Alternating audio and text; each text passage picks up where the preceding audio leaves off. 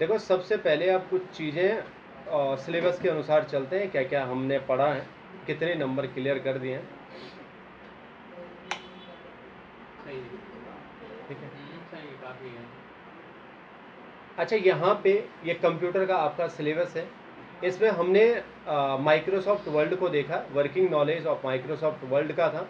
अच्छा, इसके साथ सिर्फ माइक्रोसॉफ्ट वर्ल्ड ही नहीं है, इसके साथ लिब्रा भी है आपके पास, ओपन ऑफिस कहा जाता है, जो फ्री सॉफ्टवेयर होते हैं। तो ऐसे ही जो फ्री का सॉफ्टवेयर है वो लिब्रा है, मतलब ओपन सोर्स भी कहा जाता है। अच्छा, या तो ये लिखा होगा या वैसा लिखा रहता है ओपन सोर्स। तो जितने भी आप कभी भी ऐसा नाम सुनेंगे ना, तो इसका मतलब होता है ये फ्री में मिलते हैं। पर माइक्रोसॉफ्ट का वास्तव में फ्री का नहीं है। इसको भी मैं आपको बताऊंगा कैसा इसका लेआउट है, पर ये नहीं चलेगा, आपके पास होगा नहीं। उसने सिलेबस बढ़ाने के लिए वैसा दे रखा है कि पढ़ना है तो पढ़ लो। 25 नंबर आपका ये है। एक्सेल की बारी आती थी स्प्रेडशीट वाले का, तो ये आपके 20 नंबर का है, 45 नंबर हो गया। अच्छा, एक चीज़ हमने और यहाँ पे पढ़ ली है जिसका नाम था पावर पॉइंट। तो पावर पॉइंट में आपकी 15 नंबर है। अच्छा, मुझे लगता है यार कि मैंने एक्सेस करा तो दिया आपको, पर ज़्यादा वो वैसा सिलेबस का पार्ट है नहीं। अब यहाँ पे नंबरें इंडिकेट की गई हैं कि इतने नंबर का ये होगा, पर तो भी मैंने आपको अपने हिसाब से ये बता दिया कि एक्सेस ऐसा होता है। छोटे मोटे सवाल आएंगे तो आप सॉल्व कर ही देंगे, क्योंकि वो सिलेबस में दे भी नहीं रखा है। पर तो भी मैंने ज़बरदस्ती आपको 2-3 दिन वो करवा दिया। अब मैं पहले चैप्टर पे जाता हूँ, जो 20 नंबर का और है मेरे पास। ये कह रहा भैया basic knowledge of working Windows, Windows के जो बेसिक कॉन्सेप्ट हैं उनके बारे में जानेंगे। अच्छा, साथ साथ लाइनेक्स के लिए भी दे रहा है इसके बारे में जानना। और ज़्यादातर आपके जो पेरिफेरल डिवाइसेस होते हैं, कीबोर्ड हो गया, माउस हो गया, इन सब की प्रॉपर्टीज़ के बारे में ये कह रहा कि यहाँ पे प्रिंटर के बारे में आएगा आपके पास, ठीक है, माइक्रोफोन के बारे में आएगा, स्पीकर के बारे में आएगा। पर हम सब के बारे में जानेंगे, कीबोर्ड के बारे में भी जानेंगे, कीबोर्ड की प्रॉपर्टीज़। बस इनमें इतना होता है कि इनके प्रॉपर्टीज़ कैसे आते हैं। और ये 2 स्टेपों में सवाल आता है बच्चों आपके पास। एक तो आता है लिखने से रिलेटेड, दूसरा आता है आपको उनका स्क्रीनशॉट के माध्यम से। तो दोनों तरीकों से हम समझने की कोशिश करेंगे। तो पहला ये काम कर लेते हैं कि इनके साथ जो विंडोज़ आता है उसमें क्या क्या चीज़ें वो कहता है। देखो, विंडोज़ में पहली चीज़ तो आपके, जब मैंने आपकी शुरुआत कराई थी, शुरू में फोल्डर और फाइल आपको बताए थे, वो भी विंडोज़ के अंदर ही आते हैं। या तो वो फोल्डर, देखो इनसे सवाल बनना ही बनना है। एक सवाल अगर वो 5 स्टेप में देता है तो उसने विंडोज से बनाए 5 सवाल, उनमें से एक सवाल, जैसे 20 नंबर का उसने कर रखा है तो 4-4 नंबर का एक सवाल होगा। तो इससे जो ये राइट क्लिक वाला सेक्शन है, इससे एक सवाल आपका बनना ही बनना 100% है, एक सवाल बनेगा। अच्छा, इसमें बहुत सारी चीज़ें आपकी होंगी। कैसे आ रहा है ये टूल, मैंने कहा जब मैं दायां क्लिक करता हूं तो इसके राइट हैंड, जब आप राइट क्लिक करते हो तो बहुत सारे ऑप्शन आपको यहाँ पे दिखाई देते हैं। इन ऑप्शनों में सबसे पहला आता है व्यू। व्यू का मतलब हो गया देखना। अब देखना किसे जी, मैंने कहा जो ये आइकन बने हुए ना, ये डब्बे डब्बे से बने हुए, इनको देखने से ही रिलेटेड है ये व्यू। पहली बात तो आप इन जो ये आइकन यहाँ पे बने हुए, इनमें से फोल्डर भी हैं आपके पास, फाइल भी हैं आपके, शॉर्टकट भी हैं। और वास्तव में पूरे कंप्यूटर में बस 3 चीज़ें होती हैं। शॉर्टकट आपके पास होते हैं, फोल्डर आपके पास होते हैं, और आपके पास फाइलें होती हैं। इन्हीं सबको हम डेटा भी कहते हैं। तो मैंने कहा देखो जी, जो आइकन यहाँ पे बने हुए हैं इनको किस प्रकार से आप देखना चाहते। अच्छा, ये सवाल आए भी है ना। पहली चीज आ रखी है लॉर्ज मूवर, मतलब इनको अगर थोड़ा बड़ा बड़ा आप देखना चाहते हैं तो लॉन्ग आइकन में आपने क्लिक कर दिया तो अब ये बड़े बड़े हो गए। पर देखो, जब ये सवाल आपसे पूछेगा ना, आपने बड़ा तो दिखा दिया, पर साथ साथ उसे ये भी दिखाना मैंने ये बड़ा कैसे लिया, यहाँ से लिया। इसके बगल में ये वाला ऑप्शन जरूर आप यूज करना। मैं अभी स्क्रीनशॉट बटन नहीं दबा रहा हूँ, है ना, जानबूझ के, क्योंकि आज कुलदीप जी नहीं आए हैं। तो इस तरीके से आपको ये भी जरूर दिखाना है स्क्रीनशॉट माध्यम में। अगर हो 4 नंबर का सवाल आएगा तो उसने बता दिया लॉर्ज कह सकता है, मीडियम में कहा तो ये आइकन थोड़ा मीडियम में आ गए, नहीं नहीं मुझे स्मॉल साइज में चाहिए तो आप ऐसा भी कर सकते हो, ये चीज़ें थोड़ा स्मॉल में हो जाते हैं। अच्छा, जनरली व्यवहारिक जीवन में जब हम यूज़ करते हैं ना बच्चों, तो हम हमेशा मीडियम का ही ज़्यादा सिलेक्शन करते हैं, अच्छा दिखता है। अब इनके बीच जो डिस्टेंस है ना, जो एक आइकन से और दूसरे आइकन के बीच जो डिस्टेंस है, अगर मैं इनको खिसकाता भी हूँ ना, इसको यहाँ पे लाता हूँ, तो ये क्या होगा, एक निश्चित दूरी में ही आ रहा है। तो इनको एडजस्ट करने से रिलेटेड आपके पास ये वाले ऑप्शन है 3। अच्छा, आपने लिखा ऑटो अरेंज, अभी के लिए क्या है, अगर आप यहाँ पे लाना चाहते हैं तो ये यहाँ पे आ गया, थोड़ा ऊपर ले जाना चाहे ऊपर ले गया, इसको थोड़ा इस किनारे पे ले गया। पर अभी भी एक ग्रिड्स में ही ये काम करते हैं। मतलब एक जगह जैसे आपके ग्रिड्स बना होगा ना, जैसे डब्बे डब्बे बने होते हैं ग्राफ में डब्बे, ऐसे ग्राफ के अनुसार ही करेगा। मतलब ये नहीं होगा कि इसके इस किनारे पे चिपका हुआ है, ये होगा तो ऐसी लाइन में होगा। फिर मुझे ध्यान आया यार एक काम करो, सबको व्यवस्थित कर लो ना। इसने कहा व्यू में जाके ऑटो अरेंज कर दो। अच्छा ऑटो अरेंज में क्या होगा कि अपने आप ही अरेंज हो जाएगा। अब आपका अभी सेलेक्टेड कौन सा है, ऑटो अरेंज वाला सेलेक्टेड है। व्यू में गया, ऑटो अरेंज में गया, इसके आगे सही का चिन्ह लगा रखा, मतलब इसका मतलब ये सेलेक्टेड है। अब होगा क्या इससे, अगर आप किसी भी आइकन को यहाँ खिसकाते हैं तो ये यहाँ नहीं रहेगा, ये अपने आप ही अपनी जगह ले लेगा। इसको खिसकाने की कोशिश करो तो ये अपनी जगह पे ही रहेगा, क्योंकि आपने ऑटो अरेंज कर रखा है। अगर इसी को आपने यहाँ से हटा दिया, ऑटो अरेंज से हटा दिया, तो अब इनको आप कहीं पे भी लगा सकते हो, आपकी मर्जी पे डिपेंड है। परंतु अगर आपका ऑटो अरेंज है तो ये हमेशा के लिए क्या रहेगा, अपनी जगह फिक्स बना लेगा। मैंने कहा चलो ठीक है, ऑटो अरेंज तो समझ में आ गया, अब एक काम करो ऑटो अरेंज को हटा ही दो। एक दूसरा ऑप्शन भी तो इसके नीचे दे रहा है ये। मैंने कहा हाँ ये दे रहा है कि आइकन एक ग्रिड्स में ही आपका है। यहाँ पे जब मैं व्यू में जाता हूँ, अरेंज आइकन टू ग्रिड्स, मैंने ओके कर दिया, क्योंकि ये हमेशा एक ग्रिड्स में ही काम कर रहा है। इसके और इसके बीच जो दूरी है एक नाप में ही जा रहा। अगर आपने उस ऑप्शन को हटा दिया तो तब देखो आप इसके बहुत किनारे भी इसे ले जा सकते हो, ऐसे चिपका के भी ले जा सकते हो, इसको भी ऐसे चिपका के रख दो, सारे को एक साथ भी आप डाल सकते हो ऐसे ही। अरे ये क्या, मैं इसको भी थोड़ा आगे तक लाना चाहता हूं तो मैंने ऐसे कर दिया। आप ऐसे खिसका के ला सकते हैं, क्योंकि आप एक ग्रिड्स में नहीं हो। पर देखो ना, जब चीजें आपके पास होती हैं तो व्यवस्थित हो जाए तो ज्यादा बढ़िया भी है। अच्छा अगर आपको ये ग्रिड्स में चाहिए तो अपने आप ही ऐसे ग्रिड्स में आ जाएंगे। ऑटो अरेंज करना है तो आप ऑटो अरेंज भी कर सकते हो, यहाँ पे जाके ऑटो अरेंज कर लिया, खुद ही ये ऑटो अपने आप ही अरेंज हो जाएंगे। पर मेरे को ये सारे आइकन दिख रहे हैं। मैंने कहा नहीं नहीं, ये मुझे डेस्कटॉप पे कुछ भी नहीं चाहिए। तो इसने कहा ठीक है, आप यहाँ से 100 डेस्कटॉप आइकन वाले चेकबॉक्स को हटा सकते हैं। अब होगा क्या, ये आइकन आपको दिखाई नहीं देंगे। हो सकता है आपके साथ कभी ऐसा हो जाए, वैसे एग्जाम में ऐसे सवाल वो बना सकता है, पर फिर भी आपके पास अगर ऐसे आइकन नहीं दिख रहे हैं तो उनका कारण यही है, आपके व्यू से ये 100 डेस्कटॉप आइकन वाला हट रखा है। तो मैंने इसे ऑन कर दिया तो अब वास्तव में मेरे पास ये सारे आइकन आ गए। ठीक है सर, पहली चीज आपने बता दी।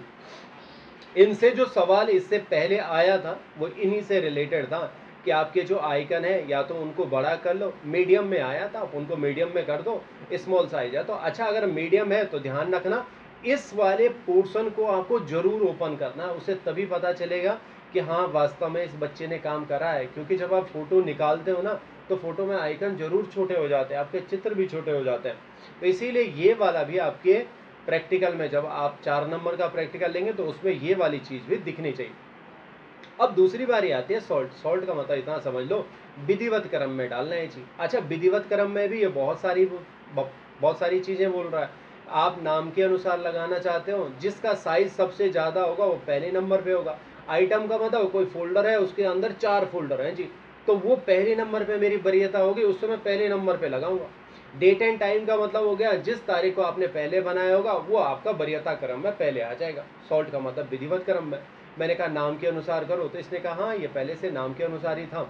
मैंने कहा चलो ठीक है साइज के अनुसार करो। तो अब देखो इसने अपने अपने साइज के अनुसार इनको लगा दिया। पर मुझे ये लग रहा है कि माई कंप्यूटर का ज़्यादा साइज होना चाहिए, इसका ज़्यादा साइज होना चाहिए, तो इसने ऐसे छोटे क्रम में लगाया और इनका साइज जो बड़े साइज वाले थे ऐसे लगा दिया। मैंने कहा चलो आगे और भी तो हैं सॉल्ट वाले। आइटम के मुताबिक किसके अंदर ज़्यादा फोल्डर फाइल है, इसके अंदर ज़्यादा फोल्डर फाइल है तो ऐसा उसने पहले लगा दिया। अच्छा डेट एंड टाइम में बताओ कौन सबसे पहले आपका आया था, तो ऐसा भी आप डेट के हिसाब से ऐसा लगा सकते हो।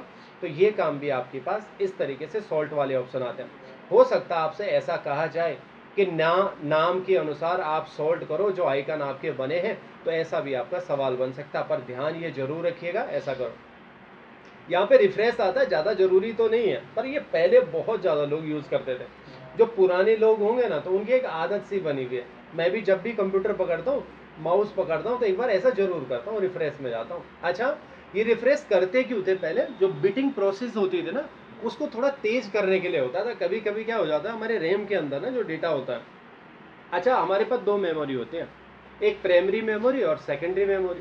प्राइमरी मेमोरी में रैम और रोम आता है आपके पास।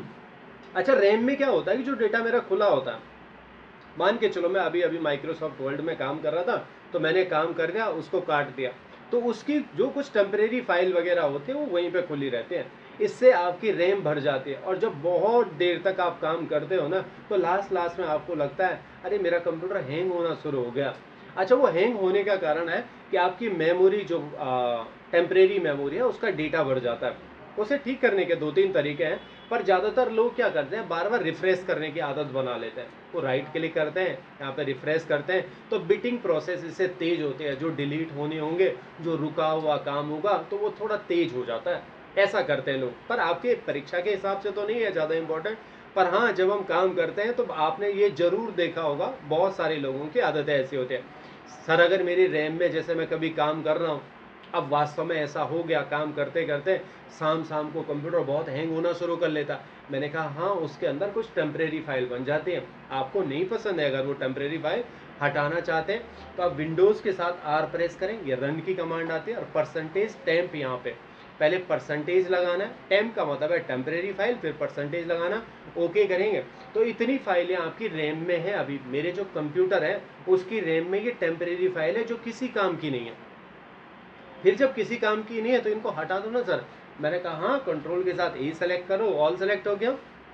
पर देखना, अगर आप सिर्फ डिलीट करके डिलीट करोगे तो रिसाइकिल बिन में जाएगा, और इसका मतलब सी ड्राइव की जगह तो भी गिरेगा। तो मैंने कहा एक काम करो, शिफ्ट के साथ डिलीट करो। तो शिफ्ट के साथ हमेशा परमानेंटली डिलीट होता है। इसने कहा 1091 आइटम है। हाँ, मैंने कहा हटा दो ना, जो यूज़ नहीं हो रहे होंगे उन्हें वो रोक देगा।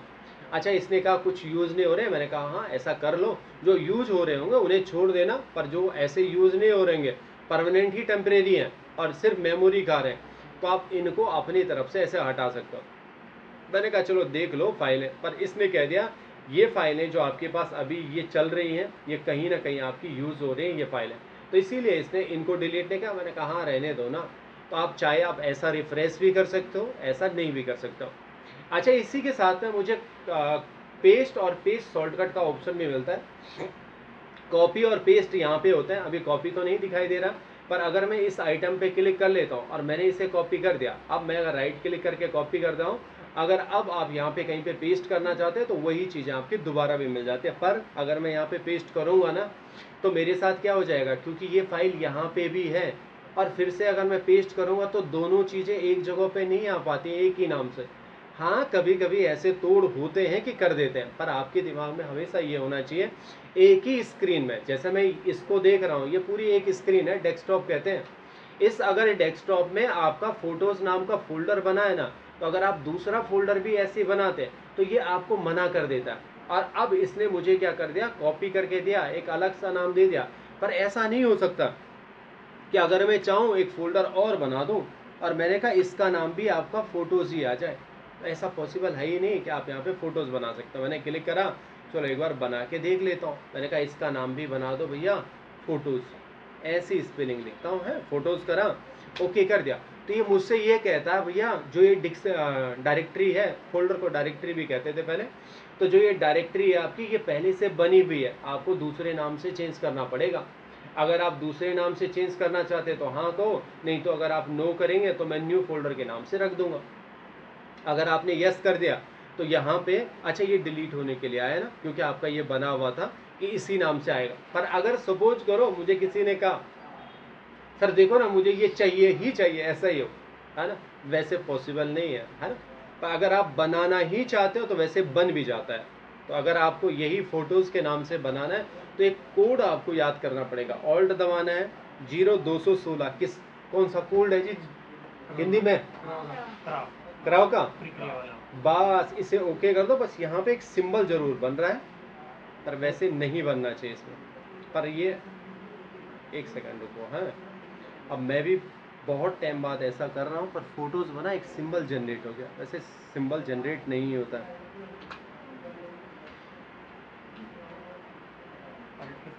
0216, अब मैं सिर्फ 216 लगा देता हूँ। मैं बहुत टाइम बाद ऐसा वैसे मौका मिल रहा है, जीरो ना लगा के।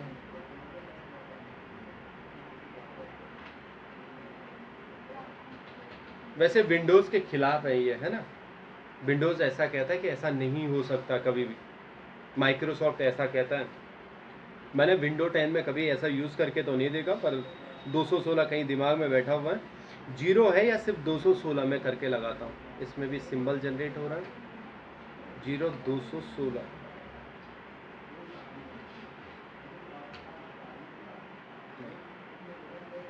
अच्छा, मैं अब ये कहूँगा कि मैं भूल गया हूँ, है ना, पर वास्तव में ऐसा होता नहीं है बच्चों, है।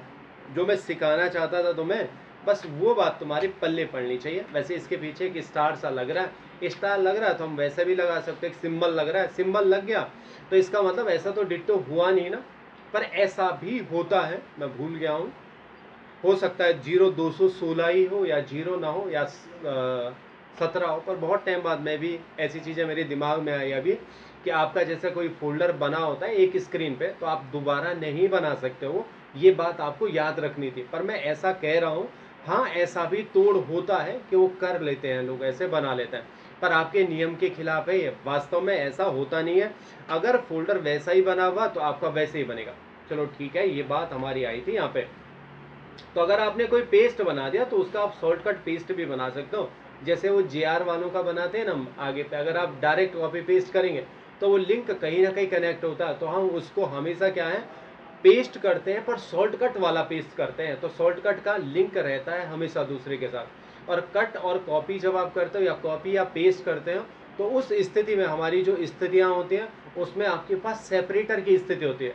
मैंने जब आपको शुरू में फोल्डर और फाइल बता रहा था तो मैंने कहा यहाँ पे हमारे पास दो स्थितियाँ होती हैं, एक तो सेपरेटर स्थिति होती है और दूसरी आपकी पेरेंटिंग होती है। अच्छा, सेपरेटर में हुआ क्या था कि दो भाई थे, प्रेम था खूब, है ना, ऐसी कहानी भी मैंने आपको सुनाई थी। बहुत प्रेम था दोनों भाइयों के बीच। पिता ने कहा यार ये प्रेम जिंदा रहे, दोनों की शादी करा दी। अच्छा, शादी के बाद कहा कि तुम दोनों मेरे पास आ जाओ, जितना हमने पुरुषार्थ कमा रखा है, मैंने कमा रखा है, दोनों भाइयों में बांट लिया।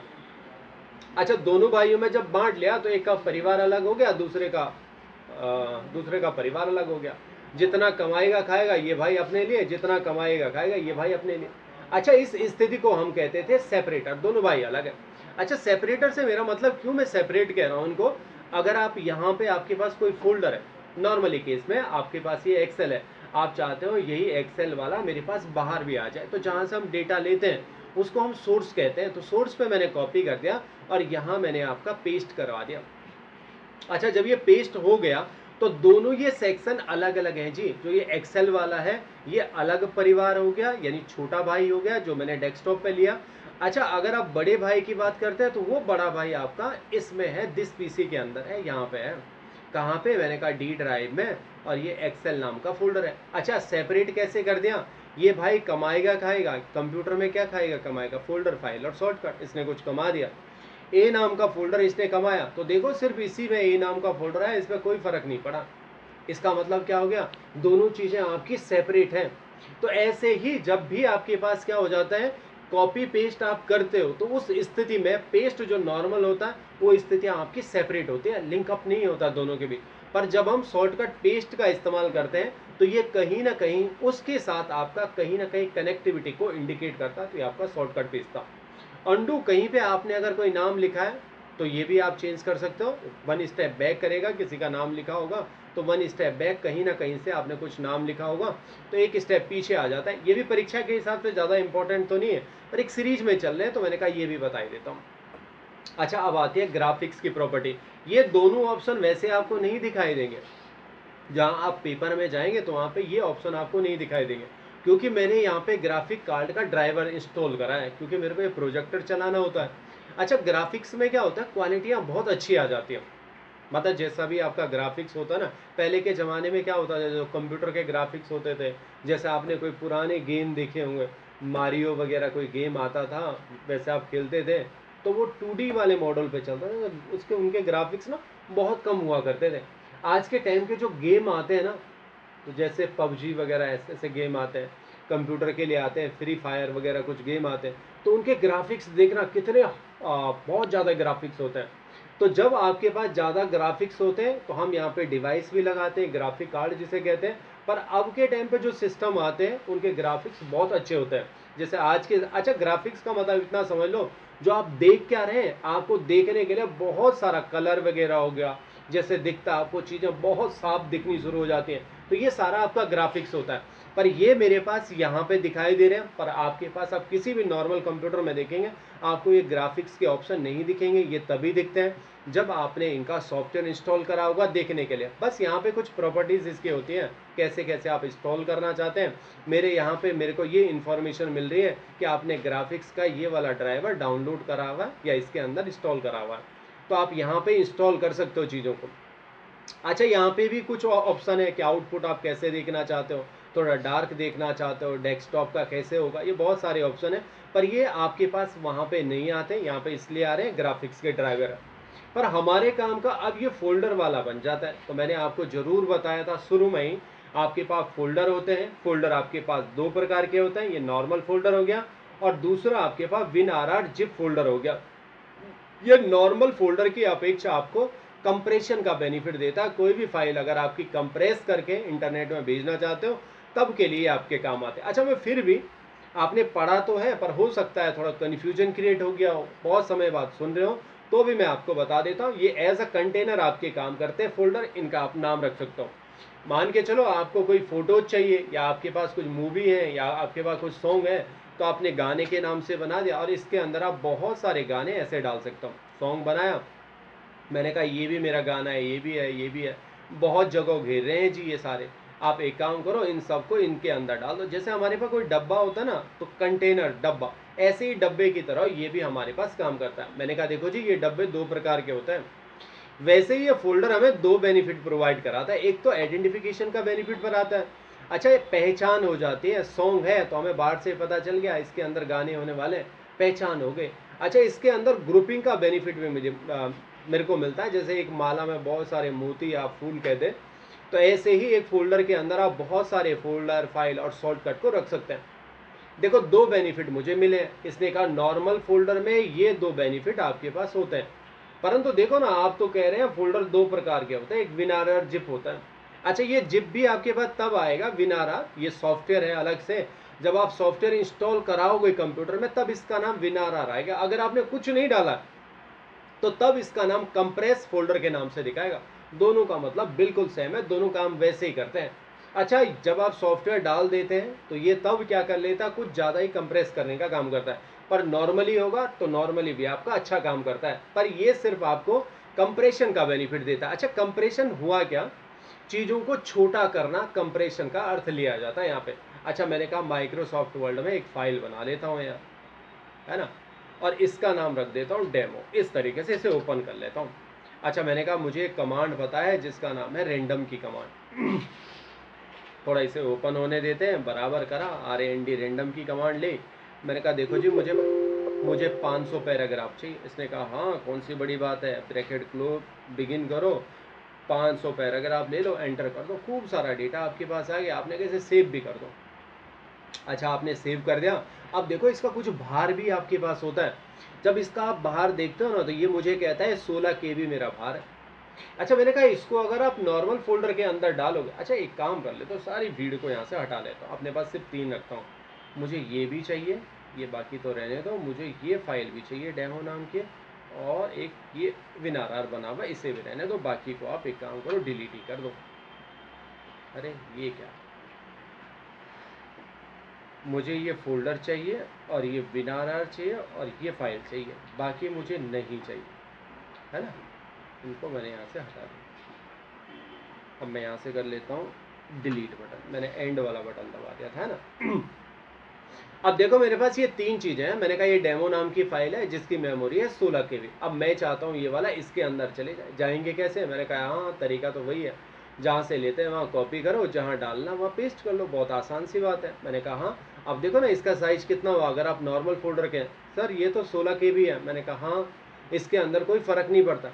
पर देखो ना, इसको अगर आप कॉपी करते हो और इसके अंदर यही फाइल आप पेस्ट करा देते हो, मैं शॉर्टकट का इस्तेमाल कर रहा हूँ, Ctrl+V कर दिया मैंने। अब ये इसके अंदर पेस्ट हो गई, तो ये कहता है भैया मैंने इसका साइज रिड्यूस कर दिया है। वैसे जनरली आप यहाँ पे भी इसकी इन्फॉर्मेशन आती है, ये आपको बता देता है 83% तक था, इतना % मैंने आपको खाली दे दिया। पर जनरली मुझे पता नहीं चल रहा कितना % इसने रिड्यूस किया। इसने कहा आप देखो, तो आप बाहर से पता कर सकते हो। जब आप यहाँ पे देखोगे ना, इसका साइज नॉर्मली इसका साइज 16 KB था, जब आपने इसके अंदर डाला तो इसका साइज 14 KB हो गया। पर ये इंटरनेट में आपको बहुत बेनिफिट देता है बच्चों। जब आपके पास कोई बड़ी फाइल होती है, आप मेल के थ्रू किसी को भेजना चाहते हो डेटा को, तो आपको भी थोड़ा टाइम लगता है डालने में। अगर ज़्यादा मेमोरी होगी तो अब जब आप नेट में डालेंगे तो उस चीज़ को हम कहते हैं अपलोड करना। जब कोई आपका दोस्त नेट से लेगा तो उसे हम डाउनलोड करना कहते हैं। तो आपके अपलोड में भी टाइम लगना है, मेमोरी ज़्यादा है। अच्छा, जब वो डाउनलोड करेगा तो उसे भी टाइम लगेगा।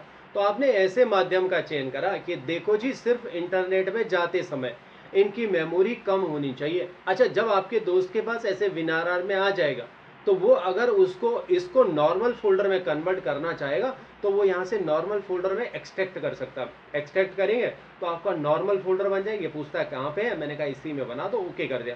तो अब यही फोल्डर आपका एक्सट्रैक्ट होके आपके पास यहाँ पे आ गया विनार। अब देखना, इसका साइज पहले 14 था, जब इस नॉर्मल फोल्डर में आ गया तो इसमें इसका साइज 16 ही हो गया। पर ये बेनिफिट सिर्फ आपको इंटरनेट तक ही मिलता है। इससे सवाल आपका बन सकता है जो आपके फोल्डर है। शॉर्टकट मैंने आपको बताया था, जल्दी से काम करने के लिए शॉर्टकट का इस्तेमाल किया जाता है।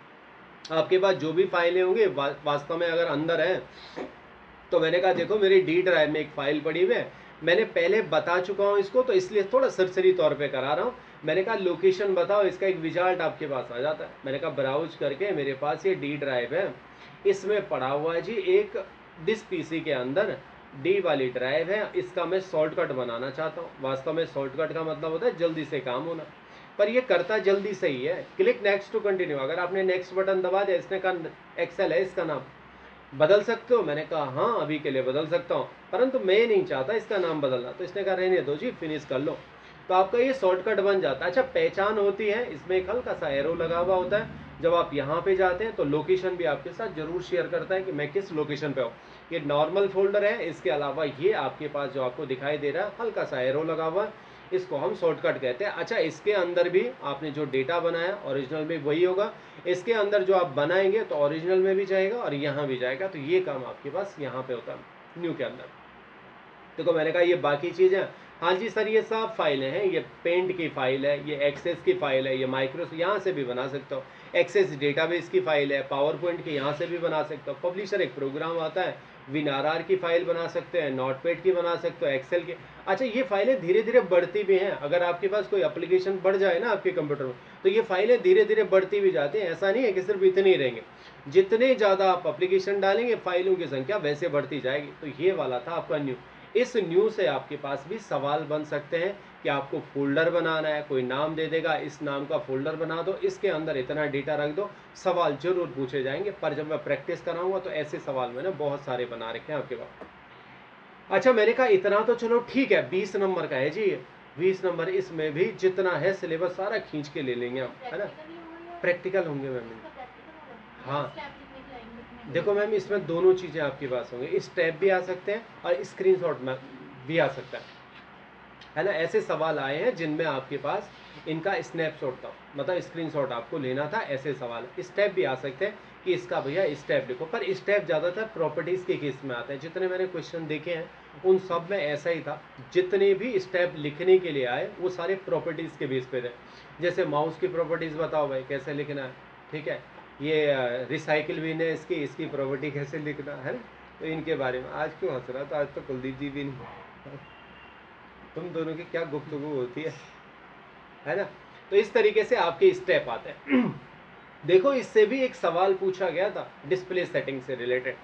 अच्छा, डिस्प्ले क्या हुआ, जो आपकी स्क्रीन दिख रही है ये कितना रेजोल्यूशन होना चाहिए जी आपका, और रेजोल्यूशन का मतलब छोटा बड़ा दिखने का काम करता है। अच्छा, क्वालिटी किसी में बढ़िया आती है, किसी में कम आती है। आपने सुना होगा HD का नाम सुना होगा, FHD ये ना फुल HD का नाम सुना होगा। ज़्यादातर आप यूट्यूब वगैरह चलाते होंगे तो वहाँ पे आता है 144 पे, 420 पे, 720 आता है, 1080 आता है, 90 पे आता है, ठीक है। तो ये सारी आपकी रेजोल्यूशन होती हैं, मतलब आपकी बिट होते हैं जो छोटे छोटे डॉट्स होते हैं, इनकी संख्या कितनी ज़्यादा हो, 4K सुनते हो, 6K सुनते हो, 8K सुनते हो, ये आपके सारे रेजोल्यूशन ही होते हैं, आपकी स्क्रीन की क्वालिटी कितनी अच्छी है। तो ऐसे ही आपकी जो ये स्क्रीन है इसकी क्वालिटी आप कैसे बनाना चाहते हो, तो उस पर ऐसा आया था कि आपकी जो डिस्प्ले सेटिंग है उसको आप दिखाओ और डिस्प्ले में रेजुलेशन दिया था उस रेजुलेशन को सेट करके देखो। पहले तो ये स्क्रीन का ब्राइटनेस आपको यहाँ पे मिल जाता है, विंडो 10 है तो वहाँ पे भी आपको जाएगा। अच्छा यहाँ नहीं दिखेगा आपको, है ना, मेरी स्क्रीन पे दिखेगा यहाँ पे। अगर मैं यहाँ से भी बढ़ाऊँ घटाऊँ ना तो मेरे चेहरे की बस लाइट देख लेना, है ना। अभी चेहरे की लाइट बहुत कम होगी, अगर मैं बढ़ा रहा हूँ तो इसकी लाइट धीरे धीरे बढ़ने होगी। तो ये मेरी स्क्रीन की लाइट होती है ना, इस पे नहीं पता चलता, ये मेरा सेकेंडरी मॉनिटर है, सिर्फ इस मॉनिटर में पता चलेगा। अगर आप नाइट मोड ऑन करना चाहते हैं तो ये नाइट मोड हो जाएगा, यहाँ आपको ज़्यादा पता नहीं चला, पर मेरे यहाँ पे पता चल जाता है हल्का सा ये नाइट मोड हो जाता है जब काम करते हैं आदमी, तो नाइट मोड। पर इनसे भी सवाल नहीं आया था, सवाल इनसे आता है कि जो आपकी स्क्रीन है ना इसका डिस्प्ले रेजुलेशन आपको वो रेजुलेशन देगा, तो वो कहता है 720 में करो 1280, पर हम काउंट इनको करते हैं, जैसे 720 है ना तो वो कहेगा 720 रेजुलेशन करो, तो आपको ये 720 करना है। जैसे आपने बना दिया ये 720 पे स्क्रीन आ गई, थोड़ा सा टाइम लगाएगा, ये आपसे कहता है हाँ चेंज करना है या नहीं करना है, मैंने कीप चेंज कर लो, तो अब ये 720 पे हो जाता है। इसकी क्वालिटी कहीं ना कहीं आपकी कम हो जाती है, तो आपको ये वाला स्क्रीन आपको दिखाना और इसकी फ़ोटो खींचनी है, हाँ मैंने वास्तव में 720 करा है। अच्छा ये जो आपकी स्क्रीन आती है ना, अभी ऐसे में मुझे दिखाई दे रही है, कुछ लोग क्या करते हैं, मुझे यार ये स्क्रीन चेंज करनी थी, पोर्ट्रेट कर लो, आपने ओके कर दिया तो ये स्क्रीन ऐसे हो जाती है पोर्ट्रेट, ऐसे में। अरे अब कैसे काम करेंगे, अगर आपने कीप कर दिया तो ये वास्तव में ऐसी हो जाएगी, ऐसे में नीचे की तरफ। तो मैं अभी के लिए इसमें माउस भी ढंग से काम नहीं करता है, मुझे ऐसे खिसका के ले जाना पड़ेगा ना, रिवर्ट नहीं करना। हाँ कोई बात नहीं, मैं रुक गया तो ठीक हो गया, है ना, ठीक है। अगर मैंने ओके नहीं करा ना, अगर आप ऐसे में लेना चाहते हो तो वैसे भी स्क्रीन हो जाती है। वैसे ये परीक्षा के हिसाब से तो नहीं है, मतलब ये मत सोचना परीक्षा में ऐसा आएगा। मुझे रिवर्ट पे ही है मैंने, हाँ रिवर्ट पे ही था, है ना। तो ये एक इस साइड चले जाएगा, उस साइड चले जाएगा, पर यहाँ से इंपॉर्टेंट जो चीज़ें हैं आपकी वो डिस्प्ले रेजोल्यूशन है बच्चों। इससे सवाल आपका बनता है कि आपका रेजोल्यूशन कितना करना है, कैसे चेंज करना है। खैर ये डुप्लीकेट वाला तो मेरा मॉनिटर के लिए होता है, मैंने प्रोजेक्टर स्क्रीन चल रही है इसीलिए मैंने डुप्लीकेट करा। अगर मैं इसे बंद कर दूंगा तो मेरा प्रोजेक्टर नहीं चलेगा, मैंने डुप्लीकेट स्क्रीन यहाँ पे लिया।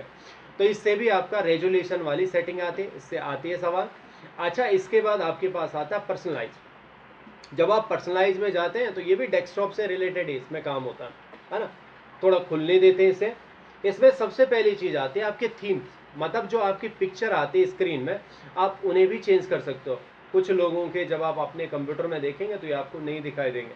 आप समझ लेना कि हमारा जो विंडो है वो पायरेटेड है, वैसे मेरा भी पायरेटेड है, पर मैंने ऐसा वो कर रखा है कि मेरे पास दिख रहे हैं। किसी के कंप्यूटर में ऐसे चेंज करने का ऑप्शन नहीं आएगा, आपने ऐसा कर, ये सारे लॉक आपको मिलेंगे। तो अब मेरी ये पिक्चर भी यहाँ से चेंज हो जाती है, तो आप यहाँ से पिक्चर चेंज कर सकते हैं।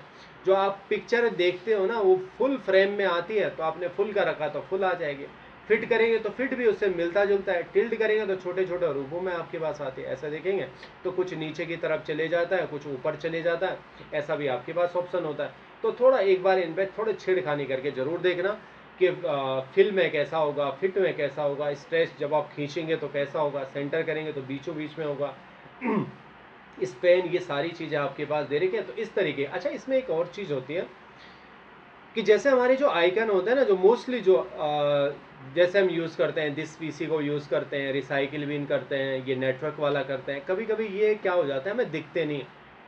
तो इनका न दिखने का कारण होता है पर्सनलाइज में जाके जो आपके आइकन होते हैं ना, मैं नीचे नीचे आता हूँ तो यहाँ मुझे थीम दिखाई देती है।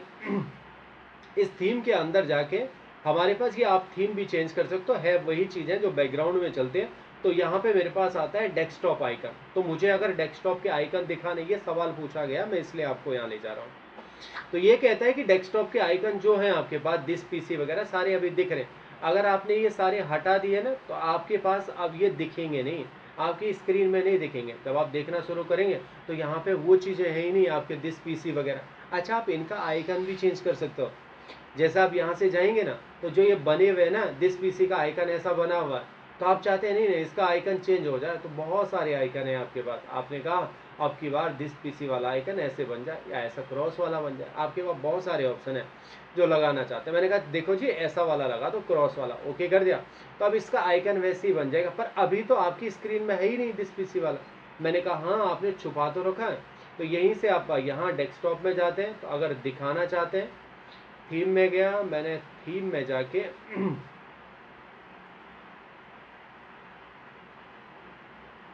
जाओ भैया थीम में, है ना, ये तो फंस गया यार।